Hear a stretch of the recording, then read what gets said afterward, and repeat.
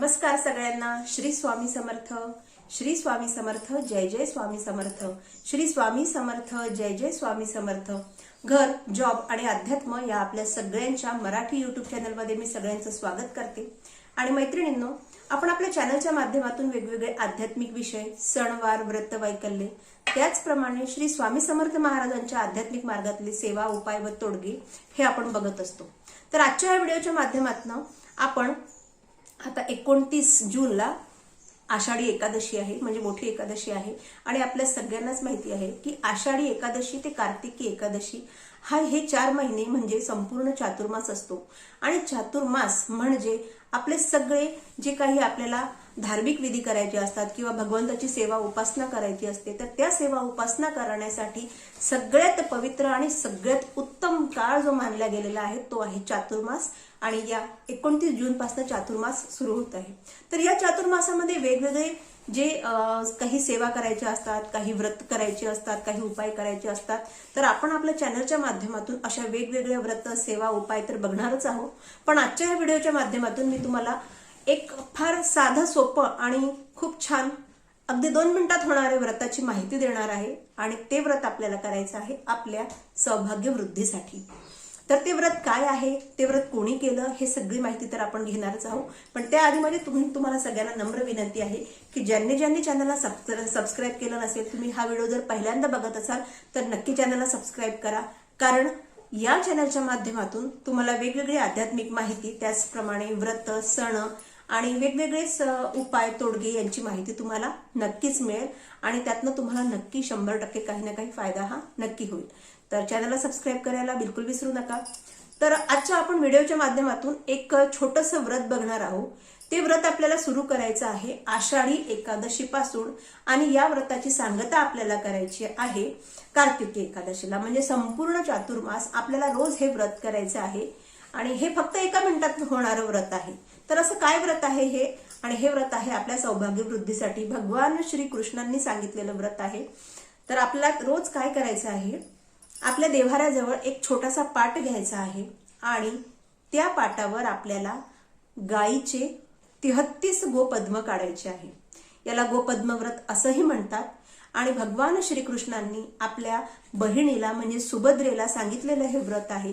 कारण ज्या वेळेस सुभद्रेवर गंडांतर आले, त्यावेळेस त्या गंडांतरातून तारून जाण्यासाठी असं कुठलं चमत्कारिक व्रत करावं म्हणून जे व्रत केल्याने सुभद्रेवरचं जे गंडांतर आहे ते दूर होईल, त्यामुळे श्रीकृष्णांनी सुभद्रेला म्हणजे आपल्या बहिणीला हे व्रत करायला सांगितलं होतं। तर हे व्रत त्या काळामध्ये म्हणजे श्रीकृष्णांनी सांगितलं की हे व्रत गायीच्या गोठ्यामध्ये, ज्या ठिकाणी गाय बांधतात त्या ठिकाणी हे व्रत करायचं असतं।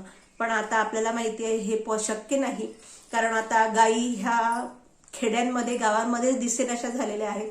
काही ठराविक ठिकाणीच गायी दिसतात। पण आपल्याला जर हे व्रत करायचं आहे तर आपण हे व्रत आपल्या देव्हाऱ्याजवळ एक पाट मांडून करायचं आहे।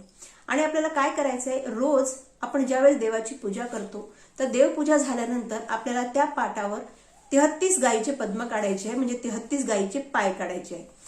आता हे आपल्याला पाय जर तुम्हाला काढणं होत नसेल तर कुठल्याही दुकानामध्ये ज्या ठिकाणी देवांचं सामान मिळतं त्या ठिकाणी 33 गोपद्मांचा जो साचा असतो तो हा रेडीमेडच मिळतो।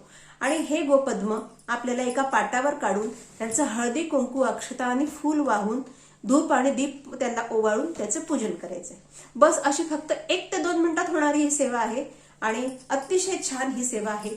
तर या सेवेमुळे आपली सौभाग्य वृद्धी होते, त्याचप्रमाणे आपल्या घरी अखंड लक्ष्मीचा वास राहतो, असं अभिवचन भगवान श्रीकृष्णांनीच दिलेलं आहे। आणि पुढच्या व्हिडिओमध्ये ज्यावेळेस मी हे व्रत सुरुवात करेल त्यावेळेस आपण ह्या व्रताची कहाणी सुद्धा आपल्या व्हिडिओच्या माध्यमातून बघणार आहोत।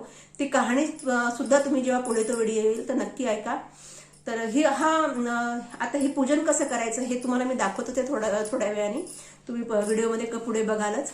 तर बघून घेऊया आपण की हे व्रत कसं करायचं आणि पूजा कशी करायची। असं देव्हाऱ्या पुढे आपल्याला असं एक पाठ घ्यायचा आहे आणि रोज संपूर्ण चातुर्मास आपल्याला ही सेवा करायची आहे। या सेवेमुळे आपल्या घरी अखंड लक्ष्मीचा वास हा राहते। तर बघा, असं आपल्याला पाठ घ्यायचा आहे आणि या पाटावर मी गोपद्म व्रत सुरू करणार आहे। म्हणजे आपल्याला 33 गोपद्म या पाटावर या ठिकाणी काढायची आहे, याचं पूजन करायचं। त्यासाठी मला मी त्याचा साध्य वापरते. बघा तसं ही गोपद्म दिलेली आहे आणि बरोबर हे 33 गोपद्म आहे. असा साध्य प्रत्येक कोणा रांगोळीच्या दुकानात किंवा ज्या ठिकाणी मंदिर असतात मंदिर ज्या ठिकाणी पूजेचे सामान मिळतात त्या ठिकाणी हे साध्य सहज उपलब्ध होतात. तर या चातुर्मासामध्ये तुम्ही हे व्रत करायला बिलकुल विसरू नका.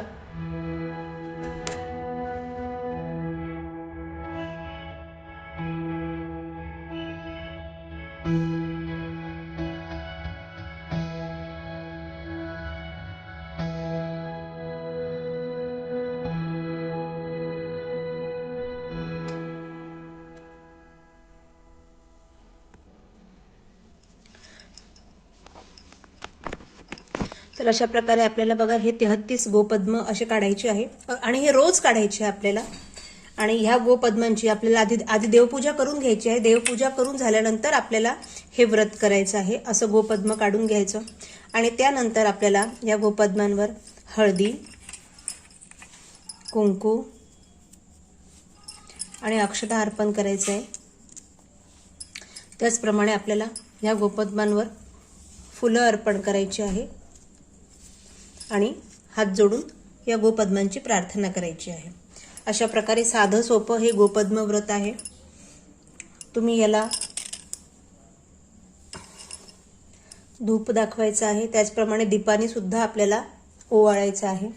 भगवान श्रीकृष्णांनी सांगितलेलं हे अतिशय छान आणि सुंदर असं व्रत आहे. नक्की करा. या चातुर्मासापासून म्हणजे आषाढी एकादशीपासून आपल्याला हे व्रत सुरू करायचं आहे. ते आपल्याला कार्तिकी एकादशीपर्यंत हे या व्रताची सांगता. हे व्रत आपल्याला कार्तिकी एकादशीपर्यंत करायचं आहे. तर आता ह्या व्रताचं उद्यापन कसं करायचं हे सुद्धा आपण बघून घेऊया. व्रताचं उद्यापन काही नाही, अगदी सोपं आहे. आपल्याला काही खूप मोठं उद्यापन वगैरे करायचं काम. व्रताचं उद्यापन अगदी सोपं आहे. जर तुम्ही संपूर्ण चातुर्मासभर हे व्रत केलं तर तुम्हाला स्वतःलाच अनुभव येईल की आपल्या घरामध्ये आपल्याला लक्ष्मीचा वास आपल्याला जाणवतो. लक्ष्मीचा वास असणं म्हणजे आपल्या घरी भरपूर धनदौलत पैसा असणं असं नाही, तर आपल्या घरचं वातावरण छान राहणं, आपले मुलं योग्य मार्गाला लागणं, आपल्या घरात सकारात्मक वातावरण राहणं, आपल्या घरी सगळे आरोग्यदृष्ट्या सक्षम असणं, आरोग्यदृष्ट्या सगळे म्हणजे कोणाच्या तब्येतीनं खराब होणं, म्हणजे आपल्या घरी आरोग्य लक्ष्मी म्हणजे सगळ्या प्रकारच्या ज्या अष्टलक्ष्मी आहे त्यांचं वास्तव्य आपल्याला जाणवायला लागतं. हे व्रत तुम्ही नक्की करा. तर याचं उद्यापन अगदी सोपं आहे. आपल्याला उद्यापनामध्ये काय करायचं आहे की आपल्याला फक्त आपले जेव्हा संपूर्ण चातुर्मास संपून जाईल म्हणजे कार्तिकी एकादशीच्या दुसऱ्या दिवशी किंवा तिसऱ्या दिवशी आपल्याला हे उद्यापन करायचं आहे. उद्यापनाला फक्त आपल्याला एका सवाष्णीला हळदी कुंकवाला बोलवायचं आहे. तिला गोड पदार्थ खायला द्यायचा आहे आणि तिला कुठलीही एखादी आपली सौभाग्याची वस्तू म्हणजे बांगड्या झालं, कुंकू झालं, ब्लाऊज पीस झालं ते आपल्याला तिला दान करायचं आहे. इतकं साधं सोपं आणि सहज असं होणारं हे उद्यापन आहे. तर आशा करते तुम्हाला हे गोपद्म व्रत आवडलं असेल. नक्की हा चातुर्मासात सुरू करा. श्री स्वामी समर्थ. आशा करते तुम्हाला गोपद्म व्रत हे कळलं असेल. गोपद्म व्रत कसं करायचं हे सुद्धा समजलं असेल. तर नक्की तुम्ही या चातुर्मासामध्ये गोपद्म व्रत नक्की करायला विसरू नका. आणि व्हिडिओ आवडला असेल तर लाईक करा, शेअर करा आणि पुढचे असेच छान छान व्हिडिओ जरूर पहा. तर पुन्हा भेटूया अशाच एका छानशा व्हिडिओमध्ये. तोपर्यंत सगळ्यांना श्री स्वामी समर्थ.